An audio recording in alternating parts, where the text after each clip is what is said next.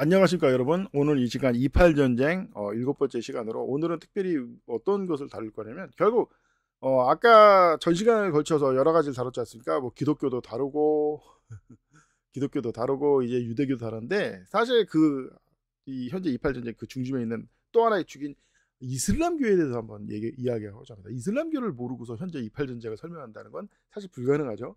그럼 이슬람교의 실체와 이슬람교는 왜 이런 일에 휘발되어들었고 이슬람교를 무엇보다 하나님께 세우신 목적이 뭐냐. 물론 이제 이슬람교를 하나님께서 믿으라고 이슬람교를 세운 게 아니에요.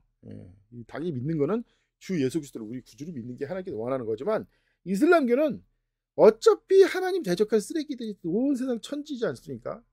그런 사람들에게 그나마 좀 차라리 이거라도 믿는 거 어떠냐 해가지고 만든 게 사실 이슬람교예요.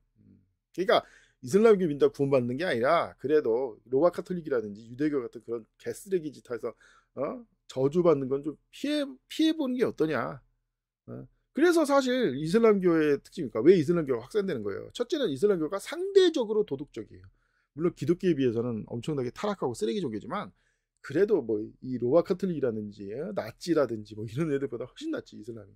심지어 이슬람은 술도 안 마시지 않습니까? 물론 술도 안 마시는 대신 하여튼 온갖 더러운 미친 짓은 많이 하지만 이슬람교에 대해서 보다 이런 설명하면 이런 주변 그것도 있지만 이 기원에 대해서 알아봐야 돼요. 자, 사실 성경에 이 유대교, 기독교, 이슬람교는 이미 성경에서 아브라함을 통해서 예언돼 있었습니다. 아브라함은 복된 자이고 그 모든 민족이 아브라함을 통해서 축복을 받을 것인데 그 아브라함한테는 세 종류의 아브라함의 자식들을 세 종류로 축복을 해요. 하나는 아브라함의 후손들은 앞으로 하늘의 별같이 바다의 모래같이 그리고 땅의 티끌같이 많이 번성할 거라고 해요. 당연히 하늘의 별은 그리스도인들입니다. 하늘의 별처럼 빛나는 바다의 모래는 세상에 휩쓸리는 유대인들이죠. 유대 천재 유대교인들. 그러면은 땅의 티끌은 뭐냐? 바로 그게 이슬람교, 즉 보다 정확히 말하면 이스마엘의 후손들이에요. 이스마엘은 어떤 출생을 갖고 있습니까? 이스마엘은 원래 이제 자식이 없으니까 사라랑 아브라함이 불신을 해가지고 사라가 부탁하는 대로 하갈과 결혼해서 애를 낳는데 그 애가 이스마엘이잖아요. 근데 문제는 막상 이삭도 하나님의 약속대로 이삭이 태어나니까 한 10몇 살 된 애가 이삭을 막 조롱하고 대적을 하니까 하나님의 간청을 하게 되고 이제 하나님의 명령대로 쫓아내자. 그래서 쫓아내서 얘가 이집트로 가서 살게 되지 않습니까? 이게 황당한 게 이게 전부 현재 이슬람의 근본적인 실체를 다 보여주고 있어요. 첫째 뭐냐면 대체 왜 이슬람은 알라를 섬기냐? 근데 알라는 이미 아는 사람은 다 알지만 알라는 여성형 신이에요. 남성신이 아니에요. 여성격이라고 알라. 그 남성신은 알이라고 해. 그냥 알이라고 해야 되는데 여성이라서 여성격이라서 알라라고 했단 말이에요. 그러면 왜 여신일까? 왜 이슬람은 여신을 섬기면서 이 여신을 남신이라고 삭실까? 왜입니까? 사실 알고 보면 간단해요. 하갈이야, 하갈. 그러니까 이슬람은 아까 말했죠. 이스마엘이 문제면 이스마엘은 미개해요. 얘가 왜 이삭을 조롱했겠습니까? 이삭이 하나님의 약속을 통해서 태어난 사람이란 걸 알았으면 두려워하고 경배해야지. 자기 아무리 동생이라지만 미개하니까 하나님을 모르는 거예요. 그러니까 이 얘기에 있어서 사실은 하나님은 아브라함이에요. 보통 이런 미개한 종교들이 특징이 이래요. 신하고 제사장을 구분 못해요. 이 몽고놈들이 믿는 신이 탱그리 신이라는 겁니다. 탱그리 신이 알고 보니까 단군이라는 거예요. 난 보고 웃었습니다. 아니 왜 제사장을 섬겨? 제사장이 섬기는 신을 섬겨야지. 왜? 미개하니까 제사장하고 신을 구분을 못해.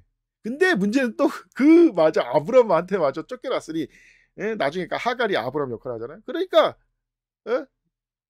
뭐였더라? 하갈이 아브라함 행세를 하게 된 거예요. 그러니까 그래서 이 신도 여신을 섬기는 거예요, 애들이. 아브라함의 특히한 반감 때문에 그 이스마엘에 대한 예언이 뭡니까? 모든 민족과 다툴 거라고. 왜? 얘들이 일단 미개해서 그래요.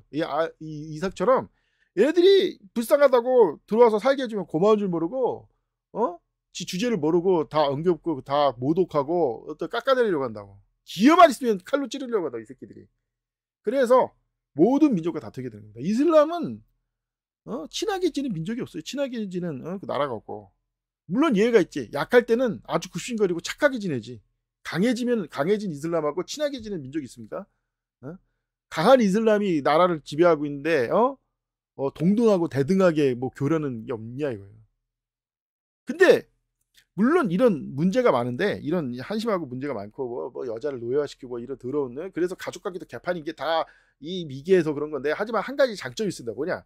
얘들이 먼지 같아가지고, 먼지가 굉장히 어떤 역할을 하니까, 먼지가 이 먼지 인류 역사상 가장 희한한 발명품이 뭔지 아십니까 여러분?